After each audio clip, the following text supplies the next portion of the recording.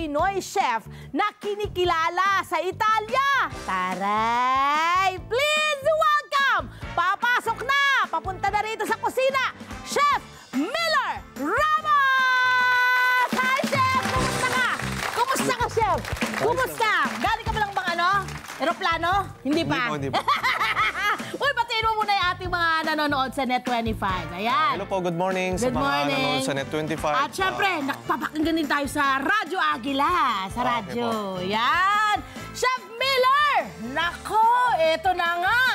Bumalik ka eh. Kasama pamilya mo, nakapagkwentuhan na kami ng konti, ano? Opo. Galing sa Italia, tama ba? Opo. Okay, gano'n na kayo katagal doon? Bali, ano na po, kung di ako nagkakamali, 14 years po. Ha?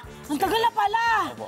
At ang balita ko, meron kayong dalawang anak, tama ba? Opo. At sila ay pinanganak saan? Pinanganak na rin po doon sa Doon na sa Italia. Eh, di mahusay ng mag-Italyano yung mga yon. Opo, yun po. Di ba? Bellissima, Bella! Mga ciao, Bella, ciao! Bella, ciao, ciao! Kanta na pala yun. Eto na! Bakit kayo nandito ngayon? Bakit kayo nagbalik sa Pilipinas? For holiday po. Ay! Gusto makasama yung mga pamilya Chef, mga nyo pamilya rito. po. Correct? Eto na, Chef.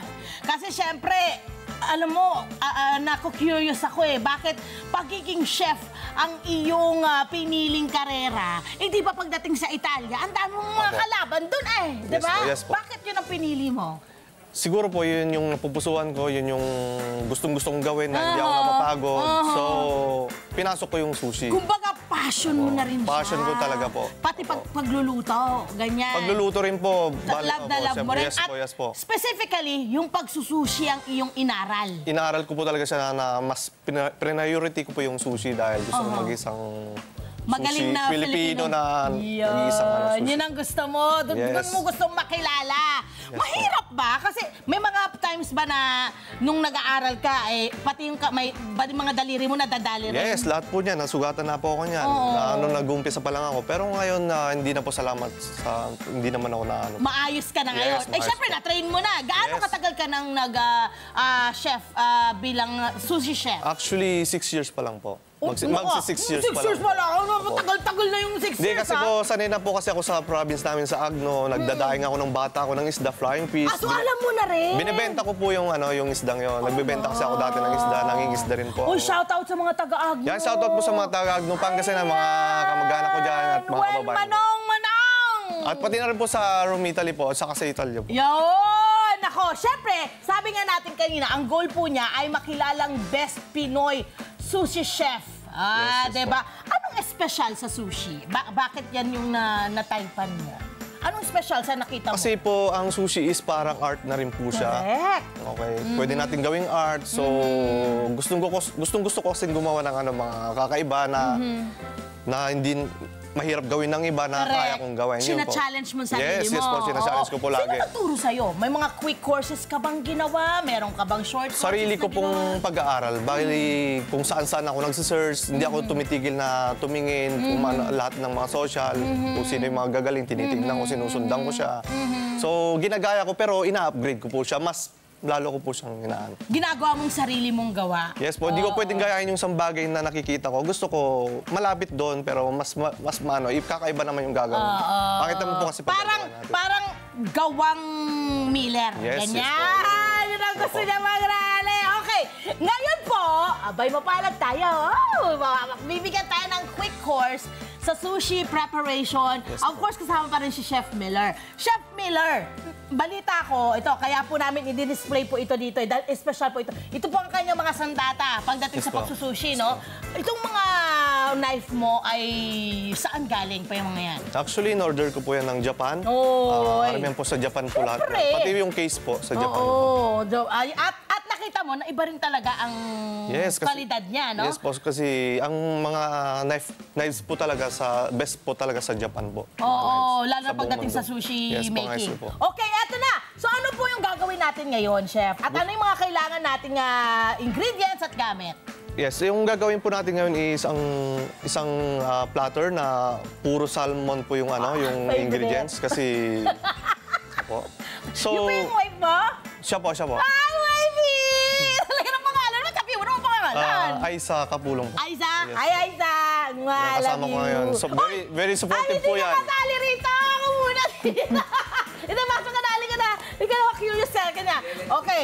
Ay, isa, good job Eto na, so anong gagawin natin dyan, So, sa una pong gagawin natin is yung nigiri, yung po yung classic na authentic. Kung ano po talaga, saan nagumpisa yung sushi. So, ang sushi po talaga, ang una pong ginawang sushi is yung nigiri, kung alam niyo po yung pag ganun po siya, parang ano. Yun po talaga yung sushi. Pero nung nagtagal-tagal na po, marami na pong ginawang mga klase ng mga sushi. Yeah. So, meron yung authentic. Pero ngayon, sa ngayon po, yung nakikita natin na karamihan, yun yung fusion na tinatawag nila, na yung rice po nasa labas. So, hindi yun talaga Hindi traditional ng sushi yun. So, gawa na ng labas ng Japan yun. Oo, yun yung mga yung mga pauso na natin. Yan yung mga naging creative na baka pwedeng gawin ganito, baka pwedeng gawin ganito. Opo, kahit ano pong gawin nating style, Atin na kami. basta fusion na po yung tawag Ayan, ko. fusion So, na. bali, half fusion po ang gagawin natin, tsaka authentic po. Authentic. Yay! Go! Go for it. Sige, Sige po, start excited na tayo. ako. Anong una natin gagawin? So, yung mga ingredients po natin is kailangan natin ng sushi rice. Siyempre dito, na-prepare ko na po kagabi. Hindi naman po natin pwedeng gawin dito kasi kailangan natin ng kalahating oras o kaya 45 minutes Wow, maximum. ang tagal pala. So, 500 grams po yung prepare ko na rice. So, bibigyan ko po kayo ng Japanese ratio. rice? Yes. For alternative po, pwede po tayong gumamit ng round grain or short grain pag wala po tayong makita. Okay. Japanese rice. Oo. So, So, yung ilang grams 500 po yan? grams po na rice is para lang po tayo nagsasaing ng kanin.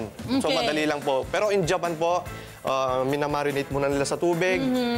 Yung iba po, magdamag sa chiller o kaya... O kaya saglit lang po, i-marinate po. Tapos naglalagay din po sila ng kelp, yung tinatawag nilang konbu, yung dried konbu. Yes. So, for alternative lang po naman yon. Okay. Kasi yung kasi magdadagdag ng lasa. So, pero mahirap po hanapin yung kaya okay lang po na hindi. Okay, so 500 grams na rice. So, Kailangan natin pong ibabad po ito. Hugasan natin. kahit hindi na po, normal na pagluluto na lang ng mga Pilipino. Ayun, starch na, Sa bagay tayo, magaling naman tayo magsaing. May nakikita po tayo ingredient na rice, vinegar, saka sugar at salt po. Yes po. Yan po Tapos ilalagay natin. yung vinegar na ingredients, meron po siyang salt and sugar. So sa 500 grams na rice, Opo. na hindi pa siya luto, magdodoble po yung bigat niyan. So rice vinegar na 90 milliliters. Okay. Ilalagay And natin then doon. for alternative naman po ng rice vinegar, pag wala po tayong mahanap, pwede tayong gumamit ng any kind of Suka.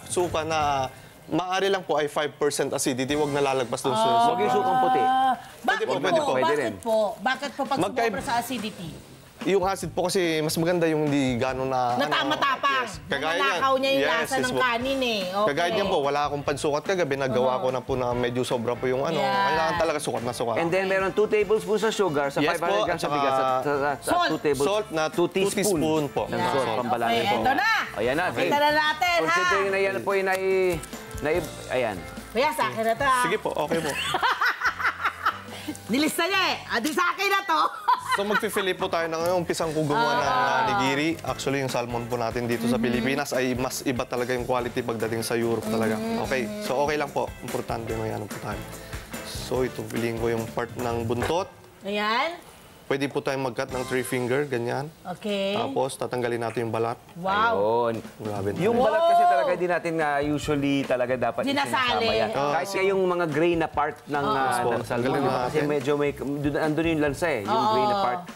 Kung gusto nyong ihawin, Yung dark part pwede. po, hindi namin sinasama sa ano, kasi yung mga Italian ayaw nila ng dark Ayaw, part. kahit Hindi naman nila sa kinakain mga, yun po. ang mga Kahit hapon din saan, naman. oo. Kasi medyo may Pero yung iba lansa po, yun. ginagamit nila. Wow, ang Oo, eh. ganda! Yung mga nakikinig po ngayon sa Radyo Agila, hinihiwa-hiwa na po niya yung ating Ito yung pang salmon. gagawin ko po siyang nigiri. Nigiri. Okay, nigiri po ang kanyang gagawin. Tabi mo natin mga scrap. Yung mga scrap, gagamitin natin mga yan mamaya. Ayan, hinihiwa na po niya. Meron bang dapat na tamang lapad yung ating... Yes po, yes po. Parang ano po siya, yung haba niya po is kutsilyo rin, 3 to 4 finger.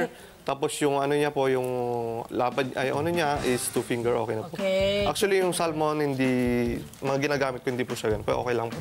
Oo. Gawin natin 4. Ayan. Okay. Diskarte, handang ibigay lahat ng Tony Pet and everything. Basta para sa pamilya, love and love. Hi! Sa mga naman, sana na profile, mga Kanet 25. This is Love and New Verbo for more love to the pet and everything! clicks, just click the subscribe button and follow us on our Net25 social media pages at Net25 TV and Net25 Entertainment Facebook. See ya. I love ya.